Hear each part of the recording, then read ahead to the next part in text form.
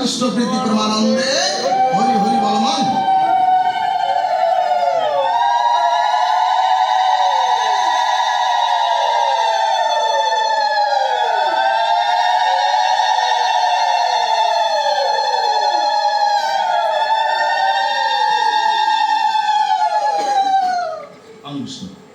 তাহলে অধিবাস মানে পঞ্চতত্ত্ব গৌর হরি আর রাধা কৃষ্ণকে স্মরণে মননে চিন্তনে অনুধ্যানে উৎকণ্ঠায় আর প্রেম আরতিতে আজ তাদেরকে স্থাপন করার নাম হচ্ছে অধিবাস। সুধীজন, এরপরে অধিবাস অর্থ তো আগেই বলেছি সংস্থাপন বা স্থাপন। তাহলে স্থাপন করা হলো কাকে? পঞ্চতত্ত্ব আত্মকং কৃষ্ণ ভক্ত স্বরূপকং ভক্ত অবতারং ভক্তাক্ষং নমানি ভক্ত শক্তিকং। এই পাঁচ তত্ত্বকে আর রাধা মাধবকে। কিন্তু ভক্তগণ, এরপরে ভাগবত বললেন, ওগো ঘর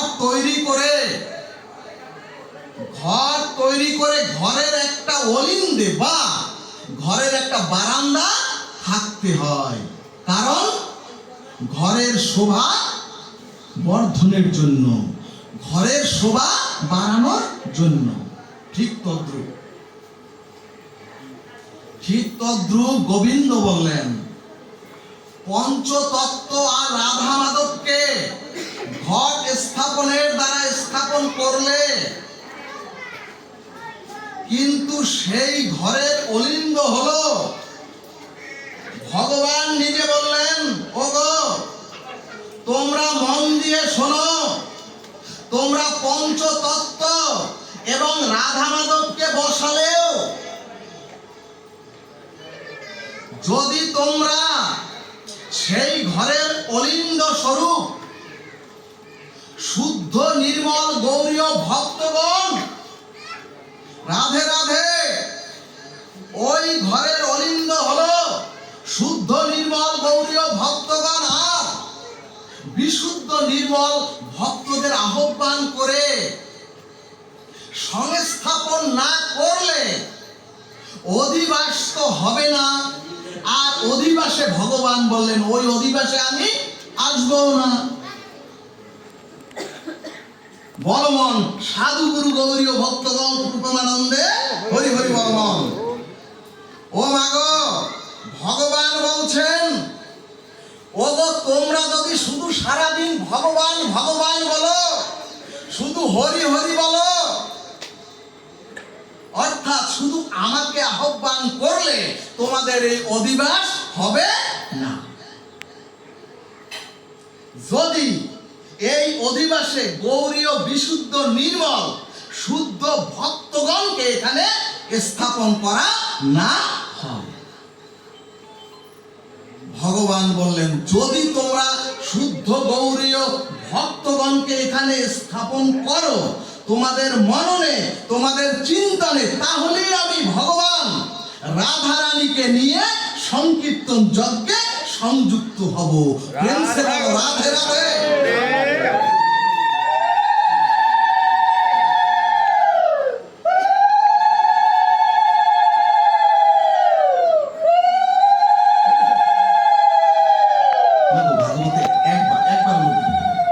এজন্যই ভক্ত আর ভগবানকে স্থাপনা সংস্থাপন করার নাম হচ্ছে অধিবাস। এরপরে ভাগবত বললেন, ওগো নিমন্ত্রণ করো বৈষ্ণব জনে, অর্থাৎ বৈষ্ণব ভক্তকে নিমন্ত্রণ করো, না হলে ভগবান মুখ ফিরিয়ে এই সংকীর্তন যজ্ঞ থেকে চলে যাবে ওই ব্রজে।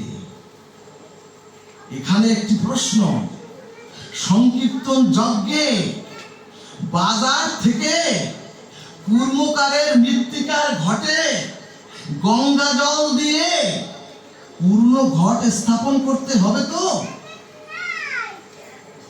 আমরা তো পূর্ণ ঘট স্থাপন করি গঙ্গা জল দিয়ে। ভগবান বললেন, ওগো ওগো ওগো ভালোভাবে শোনো, ওই মৃত্তিকার ঘট না, ওগো ওই মৃত্তিকার ঘট না, তোমাদের শ্রীনিবাস রূপী এই দেহটাই হচ্ছে একটি ঘট। ওগো অতএব তোমাদের দেহ ঘটকে এই সংকীর্তন যজ্ঞে স্থাপন করে দাও। জয় নিতাই গৌর হরি বল। এখন প্রশ্ন, ঘট স্থাপন হয় কিন্তু কুঞ্জ সেবা মন্দিরে মহাপ্রভু আর নিতাইয়ের চরণ প্রান্তে। অর্থাৎ ওগো তোমাদের